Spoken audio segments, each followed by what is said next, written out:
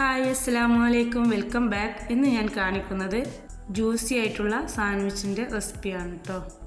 ഈ വീഡിയോ കാണുന്ന എല്ലാവരും എൻ്റെ ചാനൽ സബ്സ്ക്രൈബ് ചെയ്ത് ബെല്ലൈക്കൻ എനേബിൾ ചെയ്ത് ഓൾ എന്ന ഓപ്ഷൻ ക്ലിക്ക് ചെയ്യുക. എങ്കിലേ ഞാനിടുന്ന വീഡിയോസിൻ്റെ നോട്ടിഫിക്കേഷൻ നിങ്ങൾക്ക് ലഭിക്കുകയുള്ളൂ. ആദ്യം തന്നെ നമുക്കതിലേക്ക് വേണ്ടിയിട്ട് ഇല്ലാത്ത ചിക്കൻ അതിലേക്ക് ചെറിയ ചെറിയ കഷ്ണങ്ങളാക്കി വെച്ചിട്ടുണ്ട്.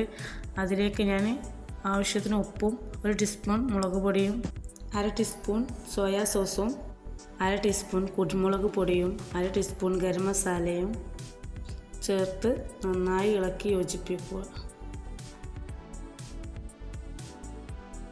അതിനുശേഷം അത് ഫ്രൈ ചെയ്തെടുക്കാനുള്ള ഓയിൽ ചൂടാക്കി അതിലേക്ക് ഇട്ട് കൊടുക്കുക.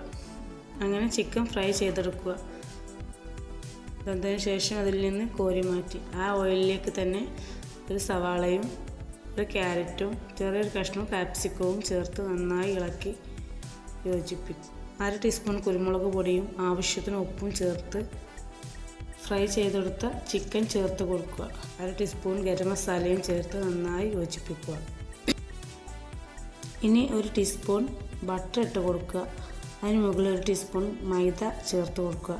അത് നന്നായി ഇളക്കി യോജിപ്പിച്ച് അതിലേക്ക് 1 ഗ്ലാസ് പാൽ ഒഴിച്ച് കൊടുക്കുക. ഇനി ഇത് നന്നായി ഇളക്കി യോജിപ്പിക്കുക. ഇത് നമ്മൾ സാൻഡ്വിച്ചിലേക്കുള്ള ജ്യൂസി ആയിട്ടുള്ള ഫില്ലിംഗ് ഇവിടെ റെഡി ആയിട്ടുണ്ട്. കുക്കുംബറും ഗ്രേറ്റ് ചെയ്ത് വെച്ചിട്ടുണ്ട്. ഇനി ഇതിലേക്ക് വേണ്ടിയിട്ടുള്ള ഒരു സോസ് റെഡിയാക്കി എടുക്കാം. അതിന് വേണ്ടിയിട്ട് ഒരു ബൗളിൽ 1.5 ടീസ്പൂൺ ടൊമാറ്റോ സോസും റെഡിമെയ്ഡായിട്ട് വാങ്ങിയിട്ടുള്ള മയോണൈസും വീട്ടിലുണ്ടാക്കിയിട്ടുള്ള മയോണൈസും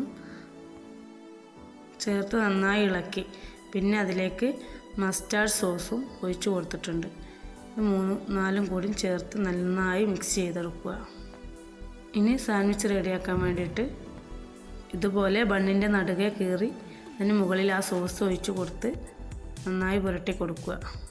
അതിൻ്റെ മുകളിൽ നമ്മൾ ചിക്കൻ ഫില്ലിങ് നിരത്തിയതിന് ശേഷം കുക്കുംബറും ടൊമാറ്റോയും വെച്ച് കൊടുക്കുക. പിന്നെ അതിന് മുകളിൽ ലെറ്റൂസിലയും ചേർത്ത് ബണ്ണിൻ്റെ മുകളിൽ സോസും തേച്ചതിന് ശേഷം മറ്റു ഭാഗവും വെച്ച് കൊടുക്കുക.